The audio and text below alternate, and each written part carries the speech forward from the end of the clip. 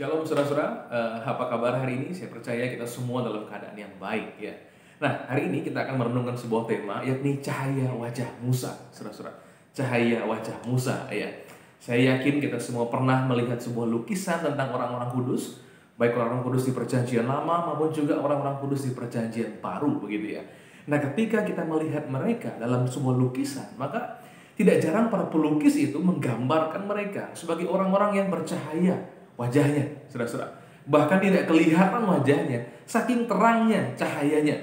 Barangkali kita berpikir bahwa itu adalah penggambaran bahwa mereka adalah orang-orang kudus, orang-orang suci, orang-orang istimewa, orang-orang yang diutus oleh Tuhan untuk melakukan hal-hal yang luar biasa. Bukan orang-orang biasa. Barangkali kita berpikir seperti itu. Tapi saudara-saudara, sebenarnya fenomena cahaya wajah semacam itu adalah sebuah peristiwa sejarah di dalam Alkitab. Ya, bahkan salah satu orang yang pernah mengalami fenomena semacam itu adalah Nabi Musa sendiri. Saya akan bacakan perikopnya bagi kita atau ayatnya pada hari ini. Dari Keluaran 34 ayat 28. Saya akan bacakan bagi kita semua. Dan Musa ada di sana bersama-sama dengan Tuhan 40 hari 40 malam lamanya, tidak makan roti dan tidak minum air. Dan ia menuliskan pada loh itu segala perkataan perjanjian, yakni ke-10 firman. Ketika Musa turun dari gunung Sinai, kedua loh hukum Allah ada di tangan Musa. Ketika ia turun dari gunung itu, tidaklah ia tahu bahwa kulit mukanya bercahaya, oleh karena ia telah berbicara dengan Tuhan. Ya. Tidaklah ia tahu, tidaklah Musa tahu bahwa kulit wajahnya bercahaya, karena ia telah berbicara dengan Tuhan, saudara-saudara. Nah, dari sini saya yakin salah satunya ya, para pelukis pada akhirnya menggambarkan bahwa ada cahaya ilahi yang menyinari orang-orang kudus ketika mereka menikmati persekutuan dengan Tuhan, saudara-saudara. Nah, yang menarik adalah pada waktu itu Musa sama sekali tidak menyadari apa yang terjadi. Yang melihat cahaya itu adalah orang-orang di sekitar Musa. Harun melihatnya, tua-tua Israel melihatnya, orang-orang Israel melihat, tapi Musa sendiri tidak mengetahuinya, saudara-saudara. Ketika orang-orang itu akhirnya takut melihat Musa dan mereka memilih untuk pergi meninggalkan Musa, barulah Musa sadar ada sesuatu yang tidak biasa terjadi. Dan ketika Musa menyadarinya, tahulah ia bahwa kulit wajahnya bercahaya, saudara-saudara. Nah, supaya orang Israel tidak takut, bahkan para pemimpin tidak takut pada waktu itu, Musa mengundang mereka kembali untuk bertemu dengan dia dan berbicara. Dan Musa pun menyampaikan segala firman ia terima di Gunung Sinai pada waktu itu. Nah, saudara-saudara, kembali kepada topik kita, cahaya wajah Musa. Ya. Firman Tuhan berkata, wajahnya bercahaya sebab ia telah berbicara dengan Tuhan. Saudara-saudara, mengapa bisa demikian ya? Berbicara dengan Tuhan membuat wajah Musa bercahaya. Mengapa bisa begitu? Nah, saudara-saudara, apapun yang dekat dengan kita pasti akan mempengaruhi kita. Ya. Misalnya, ketika kita dekat dengan orang-orang yang merokok, apa yang terjadi? Maka baju kita, bahkan tubuh kita bisa jadi bau rokok. Apa sebabnya? Kita sempat bersekutu dengan mereka. Ya, barangkali kita sempat duduk sekian menit dan lain sebagainya. Ada baunya yang ketinggalan. Atau ketika kita misalnya memasak di dapur, saudara-saudara, maka bau masakan itu akan tinggal di baju kita atau di badan kita. Orang lain bisa menciumnya, walaupun kita kadang-kadang kurang menyadarinya, saudara-saudara. Nah, apalagi dengan Tuhan. Firman Tuhan berkata, Tuhan itu adalah terang. Tuhan itu adalah surya kebenaran, saudara-saudara.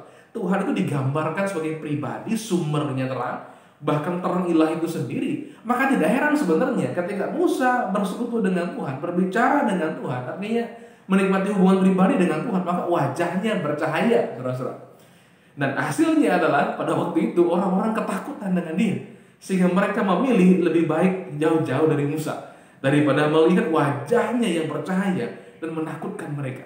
Pertanyaannya, saudara-saudara, bukankah wajah Musa memancarkan cahaya katakanlah ilahi, cahaya yang indah? Mengapa mereka takut, saudara-saudara? Nah, hal ini erat kaitannya dengan pelayanan seperti apa yang diemban oleh Musa. Ya.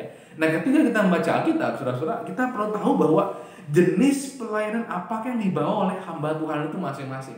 Setiap hamba-hambanya, ya, Tuhan sediakan pelayanan yang khusus. Ada panggilan yang istimewa bagi mereka, sehingga setiap mereka membawa pesan yang khusus juga, saudara-saudara. Nah, itu sebabnya kita tidak bisa menyamaratakan begitu saja gitu ya pesan-pesan daripada setiap hamba-hambanya. Ada pesan-pesan khusus setiap zaman, Ada pesan-pesan khusus yang sesuai dengan konteks perjanjian yang mereka miliki, saudara-saudara. Nah, bagaimana dengan Musa? Ya, kita akan bahas Musa dulu. Musa pun juga sebenarnya adalah orang yang diberi kehormatan besar sekali. Bayangkan, saudara-saudara, Musa dipanggil oleh Tuhan ketika usianya 80 tahun. Secara manusia sepertinya telat begitu ya. Bayangkan umur 80 tahun baru dipanggil oleh Tuhan. Tetapi dalam waktu Tuhan yang sempurna, hal itu sebenarnya bukan sebuah masalah. Justru Tuhan di situ dapat bekerja dengan leluasa daripada yang memanggil Musa ketika usia Musa masih 40 tahun. Tapi Tuhan justru memanggil dia ketika usianya 80 tahun, saudara-saudara. Ya, saya merenungkan begini. Seringkali Tuhan itu memakai seseorang ketika orang itu tidak bisa lagi mengandalkan dirinya sendiri. Pada waktu Musa muda, firman Tuhan berkata dia orang yang berkuasa atas perkataan maupun juga tindakannya, saudara-saudara. Tapi ketika Musa umur 80 tahun dengan segala hal yang dia lewati, saudara-saudara, suka duka yang dia lewati, pengalaman pahit ketika dia menjadi DPO di Mesir, saudara-saudara, dan pengalaman dia jadi gembala kambing domba pada waktu itu membuat Musa sepertinya jarang berbicara, ya. Tidak seperti ketika dia waktu masih muda menjadi pangeran di Mesir, tapi ketika dia sudah tua, dia jarang berbicara dan banyak hal masa lalunya juga masih melekat di hatinya. Sehingga apa yang terjadi? Musa tidak pandai bicara. Dia tidak lagi petah lidahnya. Dulu dia fasih bicara, tapi setelah dia tua, dia tidak lagi fasih bicara. Tapi di situ Tuhan memanggil dia, saudara-saudara. Tuhan memanggil dia untuk menjadi pembebas Israel bersama dengan Harun. Sebuah pelayanan yang sangat mulia. Kalau kita hidup di zaman Musa, ini pelayanan yang paling tinggi, saudara-saudara. Paling hebat. Bukan karena Musanya hebat, tapi Tuhan penuh kasih karunia dan memanggil Musa, bahkan juga Harun untuk mengambil jenis pelayanan ini. Namun saudara-saudara, yang berbeda adalah kita tidak lagi berada di bawah perjanjian yang menaungi Musa, ya. Kalau Musa hidup di bawah perjanjian lama dengan loh batu itu sebagai pegang perjanjiannya, kini kita hidup di perjanjian baru. Dan kita akan lihat ya di mana letak perbedaannya dan mengapa cahaya Musa akhirnya menakutkan bagi orang-orang Israel. Dalam perjanjian baru, khususnya 2 Korintus 3, saudara-saudara, dikatakan demikian. 2 Korintus 3 yang ke-7 dikatakan demikian. Pelayanan yang memimpin kepada kematian terukir dengan huruf pada loh batu. Namun demikian kemuliaan Allah menyertainya waktu ia diberikan. Sebab sekalipun pudar juga cahaya muka Musa begitu cemerlang, sehingga mata orang-orang Israel tidak tahan menatapnya. Jika pelayanan itu datang dengan kemuliaan yang demikian, betapa lebih besarnya lagi kemuliaan yang menyertai pelayanan roh, ya. Nah, yang dikatakan di sini adalah yang diwahyukan kepada kita, pelayanan yang dibawa oleh Musa adalah pelayanan yang memimpin kepada kematian. Kita mungkin kaget gitu ya. Kok kayaknya Musa ini seperti malaikat maut membawa umat kepada kematian? Apa maksudnya, saudara-saudara? Nah, kita masih bertanya lebih dalam lagi ya. Yang mati itu apanya? Kan begitu ya. Kalau yang mati itu langsung umatnya, barangkali kita menafsir kurang tepat begitu ya. Karena faktanya ketika Musa turun dari Gunung Sinai berjumpa dengan Harun, tua Israel, bahkan semua bangsa Israel, mereka tetap hidup. Tapi apanya yang mati? Nah, dalam perjanjian lama, sistem perjanjiannya itu berlaku seperti ini. Satu pelanggaran membatalkan semua ketaatan yang lain. Jadi segala hukum perjanjian lama, baik 10 perintah maupun juga segala hukum yang lainnya, hukum moral, hukum sipil, jika itu dilanggar, saudara-saudara, ya, maka itu akan membawa keruntuhan bagi semua ketaatan yang pernah dibangun. Orang yang mampu mengerjakannya dengan sempurna diberkati, tapi mereka yang melanggarnya mendapat kutuk pada waktu itu. Dan Tuhan pada waktu itu memberikan upacara-upacara korban supaya kutuk itu tidak membinasakan umat gitu. Tapi mengingatkan mereka betapa mereka sebenarnya katakanlah masih jauh dari Tuhan, ya. Masih perlu menunggu korban yang sempurna yang akan datang, saudara-saudara, yakni Tuhan Yesus Kristus. Nah, setiap orang yang hidup dalam perjanjian lama harus menyadari betapa perbuatan-perbuatan mereka mati sebenarnya. Tidak seorang pun yang mampu melakukannya. Sehingga Mesias sendiri sang juru selamat yang harus melakukannya bagi kita. Nah, yang mati apanya? Perbuatannya yang mati, saudara-saudara. Tapi kalau perbuatannya sudah mati dan orangnya tidak menyadari hal itu dan tidak mau berlari kepada kasih karunia Tuhan, tidak mau bersandar kepada anugerahnya, maka sehabis perbuatannya mati, maka orangnya lama-lama juga ikut mati, saudara-saudara. Nah, karena pelayanannya seperti itu, ya, pelayanan keadilan, pelayanan yang menyingkapkan standar Allah yang sempurna dan akhirnya menyatakan betapa manusia tidak berdaya, perbuatan-perbuatannya mati. Maka ada rasa takut sebenarnya bagi umat yang memandang Musa pada waktu itu. Namun, saudara-saudara, itulah pewahyuan pada waktu itu, ya. Dan Musa memanggil kembali Harun, tua-tua Israel dan semua orang Israel untuk kembali bertemu dengan Musa, dan Musa menyampaikan firman Tuhan. Ya, perjanjian lama ini penting pada zamannya, saudara-saudara, untuk mewahyukan betapa luar biasanya kemurahan Allah dalam perjanjian baru gitu. Jadi kemurahan Tuhan dalam perjanjian baru akan betul-betul kita bisa nikmati kalau kita mengerti betapa tingginya standar hukum perjanjian lama, betapa matinya perbuatan-perbuatan kita jikalau kita berusaha menyelamatkan diri kita dengan usaha-usaha kita, dengan perbuatan-perbuatan kita. Betapapun hebatnya kita berusaha, saudara-saudara, firman Tuhan berkata kita pasti akan gagal. Seandainya kita bisa, maka juru selamat tidak perlu datang.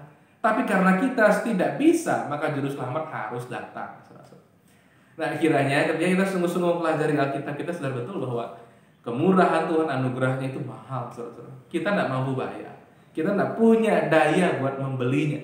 Karena kita tidak bisa membelinya, kita tidak bisa mendapatkannya dengan usaha kita. Maka Allah memberikan Yesus Kristus, firman-Nya yang kekal, untuk membelinya, membayarnya bagi kita. Itu sebabnya Tuhan Yesus hidup dengan sempurna. Dia mati sebagai korban yang sempurna. Dia bangkit mengalahkan kematian. Dia naik ke sorga.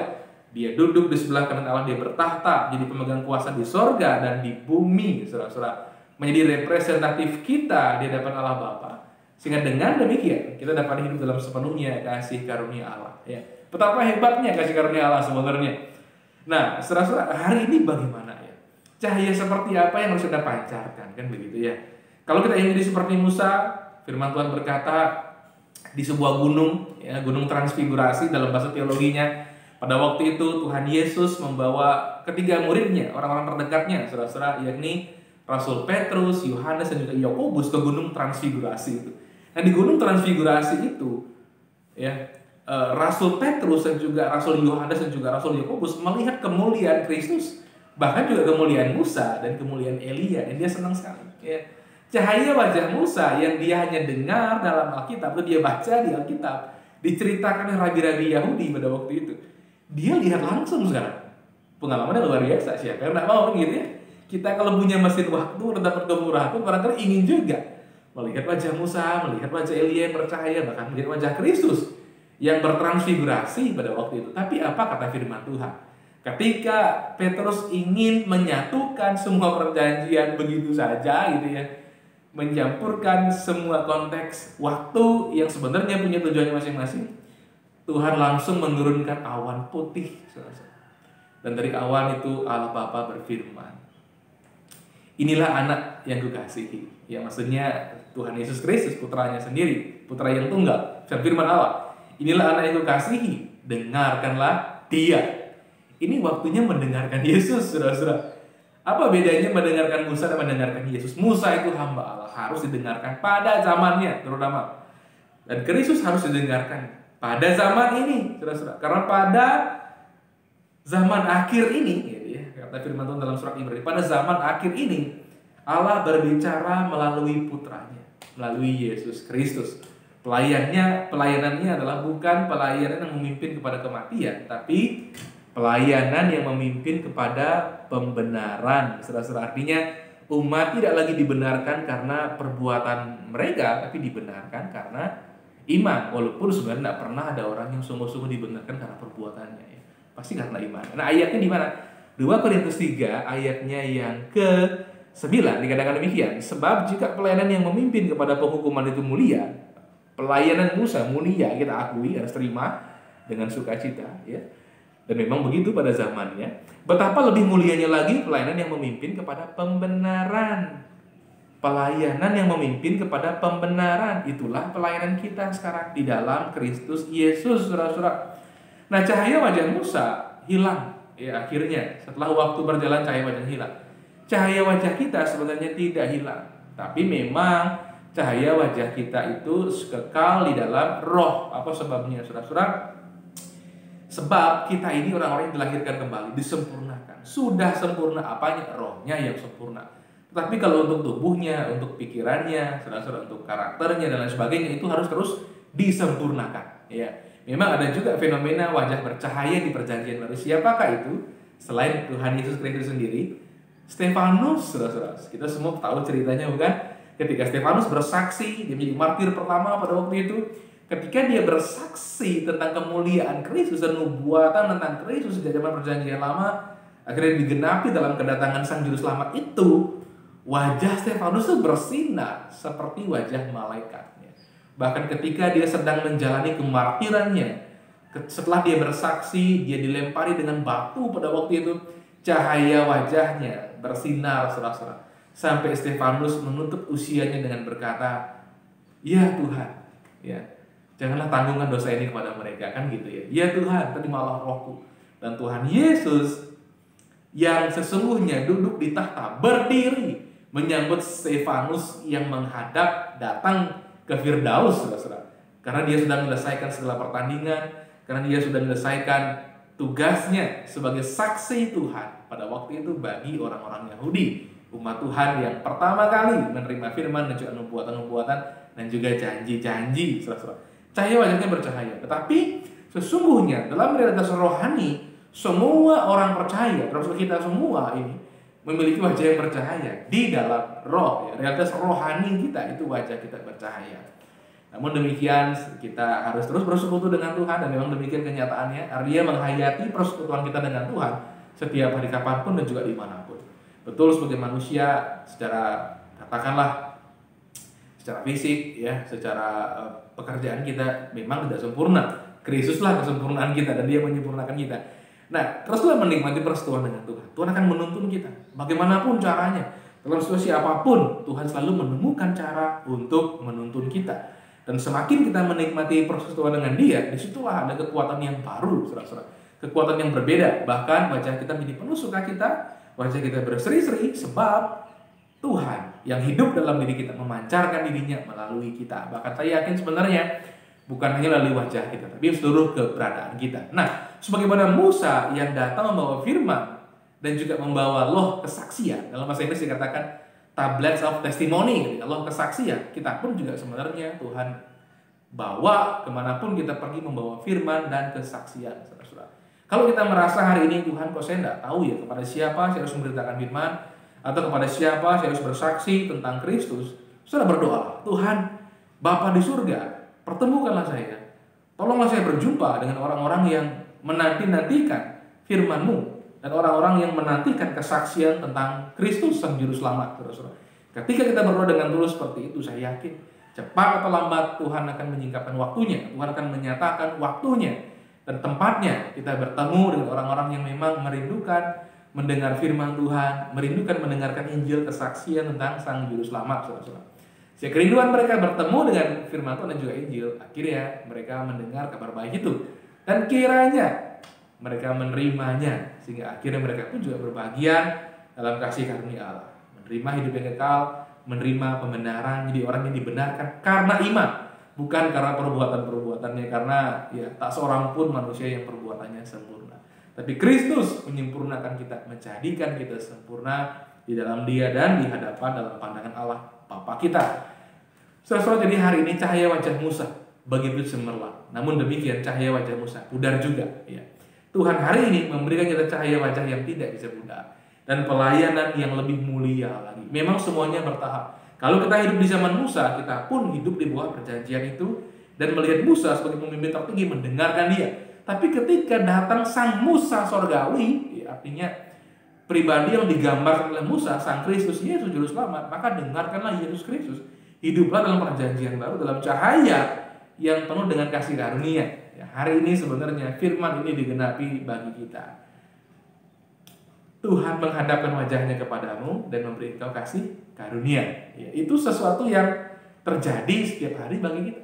Tuhan menghadapkan wajahnya, Tuhan menyinari kita dengan wajahnya. Ya, Tuhan menyinari kita dengan wajahnya dan memberi kita kasih karunia. Oleh karena cahaya wajah Tuhan menyinari kita, kita pun akan memancarkan cahayanya. Saya berdoa supaya kita masing-masing menikmati cahaya wajah Tuhan. Dan saya berdoa supaya kita masing-masing juga bersinar dimanapun kita berada. Si jahat memang terus menggoda, berusaha membatalkan rencana Tuhan dalam hidup kita. Tapi Tuhan itu baik. Tuhan tidak akan pernah menyerah. Dan kita pun juga sambutlah rencana Tuhan dalam hidup kita. Ingatlah, hari ini kita hidup di zaman yang ajaib sekali, luar biasa, saudara-saudara. Zaman kasih karunia, di mana firman Tuhan melampaui waktu, tempat, ya. Dengan adanya media sosial, juga internet, saudara-saudara, dimanapun, kapanpun kita bisa mendengar firman dan juga membaca firman, bahkan dimanapun dan kapanpun kita bisa memberitakan firman. Kiranya kita semua jadi membawa firman dan juga kesaksian dengan membawa sinar kemuliaan Tuhan, yakni kemuliaan yang membawa kasih karunia, kemuliaan yang membawa keselamatan, sehingga banyak orang mengenal Kristus melalui kita. Sebab di dalam Kristus kasih karunia Allah yang besar itu dinyatakan, dan kita semua saudara-saudara dipanggilnya menjadi duta-duta, pembawa-pembawa berita kabar baik ini. Dan banyak orang kiranya mengenal kabar baik ini melalui kita, dan kita sendiri menikmati manisnya Injil, kuasanya yang menyelamatkan setiap hari dari keselamatan yang bersifat kekal dan juga keselamatan yang bersifat praktis setiap hari. Sebab kita tidak bisa jalan sendiri, tapi bersama Tuhan kita dapat melakukan perkara-perkara besar bersama Tuhan. Setelah rancangan yang indah, rancangan dari Tuhan digenapi dalam hidup kita tahap demi tahap,